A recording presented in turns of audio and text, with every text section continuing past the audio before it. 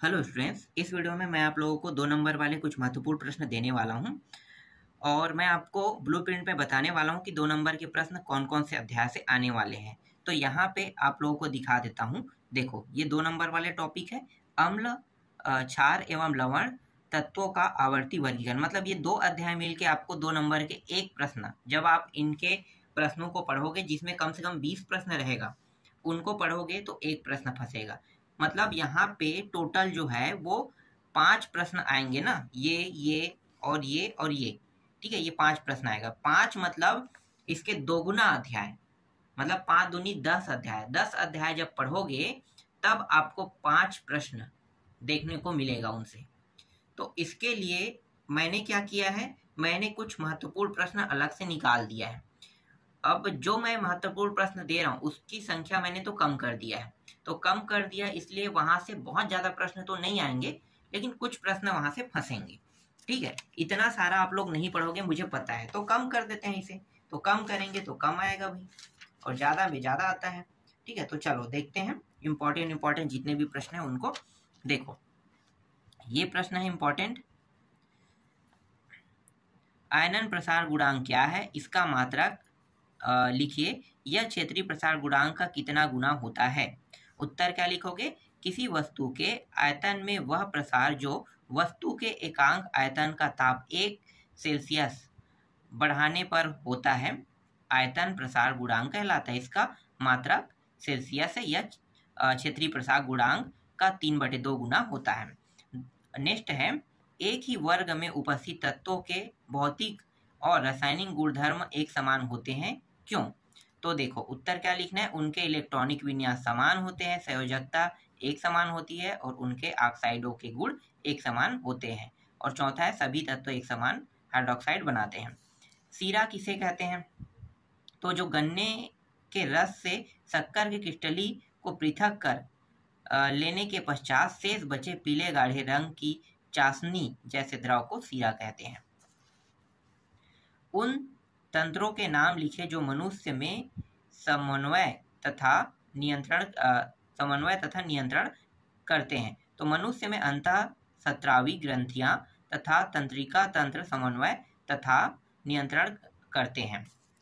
पोषक स्तर किसे कहते हैं, तो पोषक स्तर किसे कहते हैं, कोई भी खाद्य श्रृंखला जीवों के एक निश्चित समूह में भोजन या ऊर्जा प्रवाह प्रदर्शित करती है। खाद्य श्रृंखला के विभिन्न चरणों से होकर ऊर्जा का स्थानांतरण होता है, इस पथ को पोषक स्तर कहा जाता है। इसके बाद मैं आपको दिखाता हूं अगला प्रश्न। देखो, कुछ ऐसे देखने को मिल सकता है ना, ये प्रश्न भी देखने को मिला। निम्नलिखित में से अम्लों तथा क्षारों की पहचानिए कह रहा है। तो ये बहुत आसान प्रश्न है। देखो, कैसे पहचानोगे, ये जैसे कि ये सोडियम है और एक है कैल्शियम है, ये दोनों क्षार है, HCl और NHNO3, ये अम्ल है। तो ये और ये अम्ल है और ये दोनों क्षार है।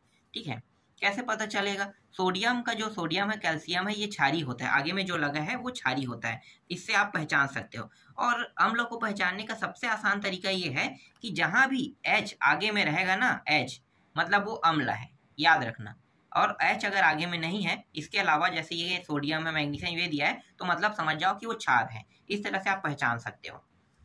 उत्फुलन किसे कहते हैं, धावन सोडा में जल के 10 अणु क्रिस्टल जल के रूप में संयुक्त होते हैं। इन क्रिस्टलों को जब वायु में खुला छोड़ देते हैं तो उसमें से जल के 9 अणु निकल जाते हैं।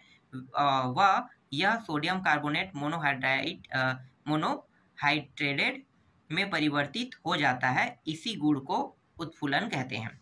रंध्र के 2 कार्य लिखिए। तो एक तो है स्टोमेटा पत्तियों की सतह पर होती है तथा खुलने एवं बंद होने की क्रिया द्वारा वाष्पोत्सर्जन का नियंत्रण करती है। दूसरा है गैसों का आदान प्रदान करती है। और पांचवा है जैवमंडल किसे कहते हैं, सभी परितंत्र मिलकर एक सबसे बड़ा परितंत्र बनाते हैं जिसको जैवमंडल कहते हैं। रेखीय प्रसार गुणांक क्या है, इसका मात्रक लिखिए। किसी वस्तु की लंबाई में वह प्रसार जो वस्तु की इकाई लंबाई की क्षण में 1 सेल्सियस ताप बढ़ाने पर होता है, रेखीय प्रसार गुणांक कहलाता है। इसका मात्रक प्रति सेल्सियस मतलब जो डिग्री है उसमें होता है।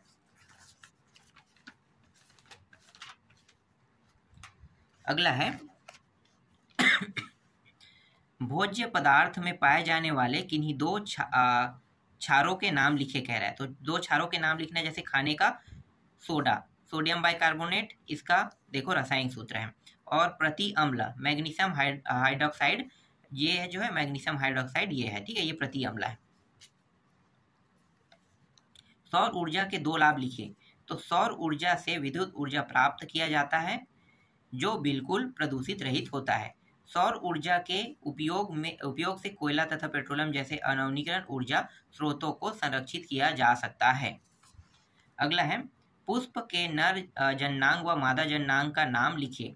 तो नर जननांग पुंकेसर कहते हैं और मादा जननांग स्त्री केसर कहते हैं। पारिस्थितिक तंत्र किसे कहते हैं, इसके घटक को के नाम लिखिए। तो प्रकृति के सभी जैविक व अजैविक घटकों में अंत संबंध के कारण अपने आप संचालित एक व्यवस्था बन जाती है जिसे हम पारिस्थितिक तंत्र कहते हैं। इसके घटक जैविक घटक तथा अजैविक घटक है। और अगला है plaster of Paris. Plaster of Paris के किस गुण के कारण डॉक्टर इसका उपयोग हड्डी को स्थिर करने के लिए करते हैं? ये फास्ट जो जम जाता है ना और कठोर बन जाता है, इसी कारण। तो इसका उत्तर शॉर्टकट में मैंने बता दिया, आप इसको पढ़ लेना, ठीक है। भोज्य पदार्थ में पाए जाने वाले किन्हीं दो अम्लों के नाम लिखिए। एस्टिक अम्ल, जिसे हम सिरका कहते हैं, टार्टरिक अम्ल, जिसे हम इमली कहते हैं। गैस से भरा गुब्बारा आग के पास लाने से फूट जाता है, क्यों? उत्तर क्या लिखोगे? जब गैस से भरे गुब्बारे को आग के पास लाते हैं तो वह गर्म हो जाती है, जिससे उसके भीतर की वायु फैलती है और वह फट जाती है। जैव उत्प्रेरक, जिसे एंजाइम किसे कहते हैं? उत्प्रेरक ऐसे पदार्थ होते हैं जो रासायनिक अभिक्रिया में स्वयं भाग नहीं लेते, किंतु अभिक्रिया की दर को परिवर्तित कर देता है। जैविक प्रक्रिया को प्रभावित करने वाले उत्प्रेरकों को जैव उत्प्रेरक, एंजाइम या प्रकीर्णक कहते हैं। अगला है, प्लेसेंटा किसे कहते हैं? इसके दो कार्य लिखिए। तो प्लेसेंटा जो है वह अंग है जिसके द्वारा गर्भाशय में स्थिर भ्रूण के शरीर में माता के रक्त का पोषण पहुंचता रहता है और जिससे भ्रूण की वृद्धि होती है। प्लेसेंटा के कार्य, तो दो कार्य आपको लिखना है, जैसे भोजन, पानी, गैस, इन सभी को क्या है, माँ से बच्चे तक पहुंचाने का काम करते हैं। और माँ का रक्त प्लेसेंटा से होते हुए बच्चे के परिसंचरण तंत्र से होकर गुजरता है। और एक है जैविक घटक, किसे कहते हैं? तो उत्तर क्या लिखोगे? वे घटक जिनमें पेड़ पौधे एवं जंतुओं को रखा गया है जैविक घटक कहलाता है, ठीक है। तो ये जो प्रश्न मैंने अभी बताया ये सबके सब मोस्ट इम्पॉर्टेंट प्रश्न है, इन प्रश्नों को देख लेना। और इसके अलावा अगर आपके पास समय रहेगा तो मैंने जो जो अध्याय बताया है ब्लूप्रिंट के हिसाब से, ठीक है, उन टॉपिकों को भी देख लेना, ठीक है। मैंने आपको बताया तो नहीं था ना, चलो मैं बता देता हूँ यहाँ पे लास्ट में। देखो, अम्ल क्षार, ये अम्ल क्षार एवं लवण जो है एक अलग अध्याय, तत्वों का आवर्ती वर्गीकरण एक अलग अध्याय है। और यहाँ पे 2 नंबर के प्रश्न आएगा, दैनिक जीवन में रसायन, ये अलग अध्याय है। हाइड्रोकार्बन के व्युत्क्रम, ये अलग अध्याय है। इसी तरह से उष्मा ताप से आएगा 2 नंबर के, ये अलग अध्याय है। और स्वरूप एवं स्रोत अलग अध्याय है। इसी तरह से ये जो 2 नंबर है वो आएगा आपका, हाँ यहाँ से आएगा, देखो पोषण एक सेकंड, 2 नंबर है ना, हाँ यहीं से है। पोषण, परिवहन, श्वसन, उत्सर्जन, ये एक अलग अध्याय है। ये नियंत्रण समन्वय अलग है। और प्रजनन, वृद्धि एवं परिवर्धन, ये अलग अध्याय है, यहाँ से देखने को मिलेगा। और ये हमारा पर्यावरण पारिस्थितिक तंत्र में ऊर्जा प्रवाह, यहाँ से देखने को मिलेगा। मतलब बहुत सारे टॉपिक को आपको पढ़ना पड़ेगा, तब आपको इनमें से जो प्रश्न है ना 5 प्रश्न, तब फंसेगा। और अभी मैंने जो बताया वो तो बहुत ही महत्वपूर्ण प्रश्न है, तो महत्वपूर्ण प्रश्न पढ़ लेना अगर आपके पास समय रहेगा तो, ठीक है। आएगा कम यहाँ से लेकिन फंसेगा जरूर।